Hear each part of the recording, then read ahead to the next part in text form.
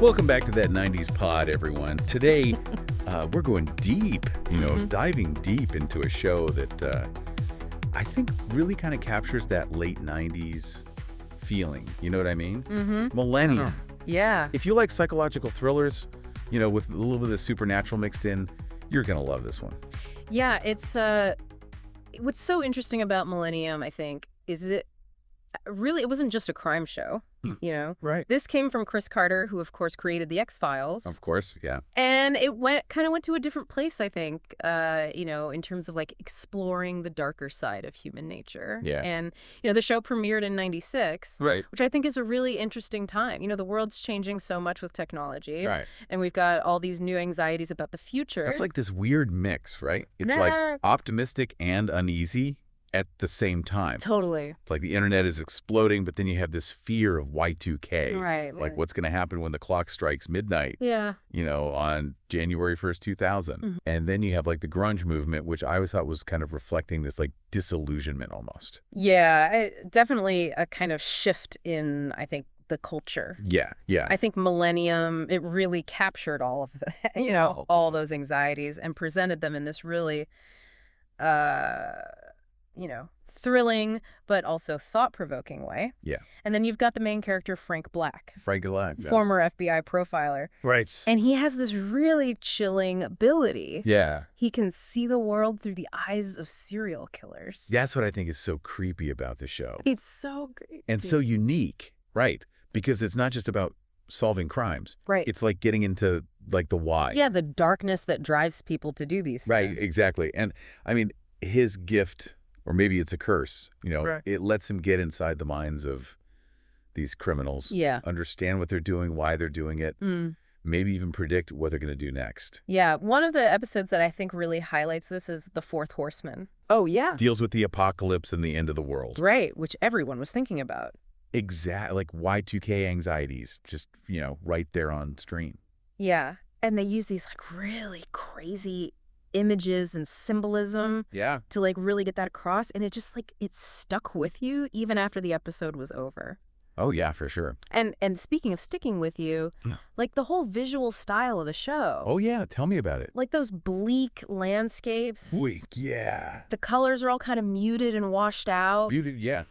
And that like grainy film look. Yeah, it was all very deliberate. Yeah. And it really added to that unsettling atmosphere. I mean, it was so ahead of its time, I think. Oh, absolutely, in a lot of ways, visually. Yeah, and then you look at like film and TV today, and it's like they were kind of foreshadowing what was to come. Totally.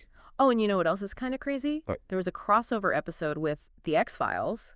Oh, yeah. Frank Black meets Mulder and Scully. Talk about iconic 90s shows colliding, right? It's like the ultimate 90s crossover. I know. I think those kinds of moments just make the show so compelling. Yeah. Like, it wasn't afraid to just push the boundaries and explore these really complex themes, Yeah. So if you're liking this, this whole deep dive into Millennium and, the world of 90s TV, Yeah.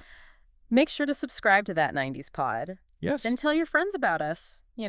We've got a lot more nostalgia coming your way. We are just getting started with Millennium, so stick with us. Yeah, we're going to unpack so much more of this incredible show. So much more to come, so stay tuned. Welcome back to the show, everybody. We're continuing to explore Millennium today. It wasn't just like the look of the show or even, like that creepy feeling. It was really the characters, Yeah. Especially Frank Black. Frank Black. He's the one that really brings it all to life. I know. He's such a great character. Like that whole thing about being able to empathize with serial killers. It's so fascinating and disturbing. Right. It's like, how could he even do that? I know. It's what makes him so interesting, though, right? Yeah. Like, he's not your typical good guy, No, not at all. He's haunted by all this darkness that he sees, and you can tell it really weighs on him, Yeah. Both mentally and emotionally. And it's like this gift, or maybe it's a curse, like you said. Right. It gives him this deep understanding of the killers, but it also forces him to face his own inner demons, Yeah, it's like he's walking this tightrope between good and evil. Exactly. Always trying to keep his sanity. Right. While he's like digging into these really dark parts of humanity. And that's what makes him so relatable, Like, Right. he's not this perfect hero. He's flawed. Yeah. He makes mistakes. Yeah. And he's always wrestling with this burden, you know? It's not just about, like, catching bad guys for him. No, it's more than that. It's like he needs to understand them. He's got to figure out why. Yeah, like, what is the twisted logic that leads to these horrible acts? I think that's what made Millennium, so powerful for people. Yeah. It wasn't afraid to show that human nature is really complicated. Absolutely. And that good and evil, it's not always so black and white. Right. Sometimes the people fighting the monsters, Yeah. they're the ones who are closest to becoming them. I mean, look at shows like True Detective or Hannibal that came later, Oh, yeah, good point. They also have these main characters who are really troubled. Right. And they have to face their own darkness to catch the criminals. It's like Millennium was kind of paving the way for this whole new type of crime show. Yeah. Totally. One that wasn't afraid to go deep into the psychology of the characters and the moral gray areas of the world they live in. Yeah, it's interesting to think about, Do you think they could make a show like Millennium today? That's a good question. Like, would people even watch it? I don't know. It's hard to say. With how bleak it is and, all that dark stuff about human nature. But I do think it tapped into something that's always going to be relevant. What was that? Like our fascination with the dark side of humanity. That's true. So even though, things have changed culturally since the 90s. Right. The questions that the show raises. Yeah. About good versus evil, fate, free will, all that. Yeah. I think those are still relevant today. Yeah, I agree with that. And it's also amazing how well the show captured the anxieties of that time. Yeah, the late 90s. But it still resonates with us now. And yeah, we might not be worried about Y2K anymore. Right. But we have a whole new set of things to be anxious about. Climate change, political polarization, social unrest. It's a lot. It really is. It's like all those things, they all tap into that same feeling of unease and uncertainty that Millennium was all about. Yeah, totally. I guess it just goes to show you that history might repeat itself. But the anxieties and fears that drive us, they're kind of rooted in these basic human concerns, It's deep. Yeah. So what do you guys think out there listening? Yeah, let us know. Do you see any parallels between the anxieties of the late 90s and what we're dealing with today? Yeah, leave us a comment. And hey, while you're at it, Yeah. if you haven't already subscribed to that 90s pod, Yeah. and tell your friends who love a good dose of nostalgia. Yeah, we've got so many more deep dives coming your way. One of those 90s gems, TV shows, movies, music, everything you can think of. We're going to cover it all. So stay tuned for more blasts from the past. Yeah. But let's get back to Millennium for a minute. Okay. The show wasn't all doom and gloom.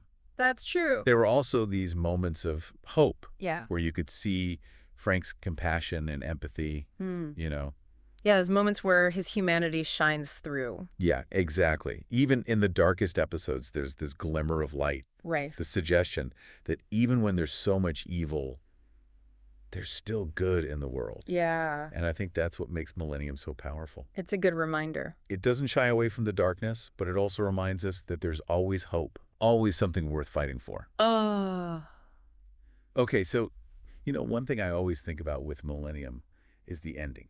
Oh, yeah. Like, it just leaves you hanging. It really does. More questions than answers. No, it's so ambiguous, right? Yeah, and I kind of feel like that's intentional. Oh, totally. Like it's reflecting the whole, vibe of the show. Yeah, all that uncertainty and the unknown. Right, like they're not tying everything up in a neat little bow. Yeah. You're left thinking about, like, the nature of evil. Yeah. The fate of humanity, all that heavy stuff. Like, what does it all mean? Exactly. And it's like the show is saying, hey, there are no easy answers. Yeah. Life is messy. Life is messy. Full of mysteries. And contradictions. Yeah. So you got to figure it out for yourself. You got to find your own meaning. Right. Because the world doesn't always make sense. Nope. It sure doesn't. And I think that's part of what makes the show so great. Totally. It respects the audience. It does. It doesn't try to tell you what to think. It wants you to think for yourself. Right. It's like an invitation to have a conversation. Yeah. To really, like, engage with these big ideas. Yeah. So if you're looking for a show that'll make you think and, like, really feel things, yeah, you got to check out Millennium. It'll stay with you. Oh, yeah. Long after you finish watching it. For sure. And if you're enjoying these little trips back to the 90s, yeah, don't forget to hit that subscribe button. Yes. Subscribe to that 90s pod. And tell your friends, if they're into nostalgia and all that. All the good stuff from the 90s. We're covering it all. We've got more deep dives coming your way. So many more, so stay tuned. Okay, so we're wrapping up our deep dive on Millennium. Yeah. But we want to leave you with something to think about. Okay, hit us with it. How do the fears and anxieties of the late 90s compare to what we're dealing with today? That's a good question. And what can we learn from a show like Millennium? Right, a show that really wasn't afraid to face the darkness head on. What do you guys think? Let us know in the comments. And until next time, stay curious. And stay tuned for more deep dives into 90s pop culture. See you later.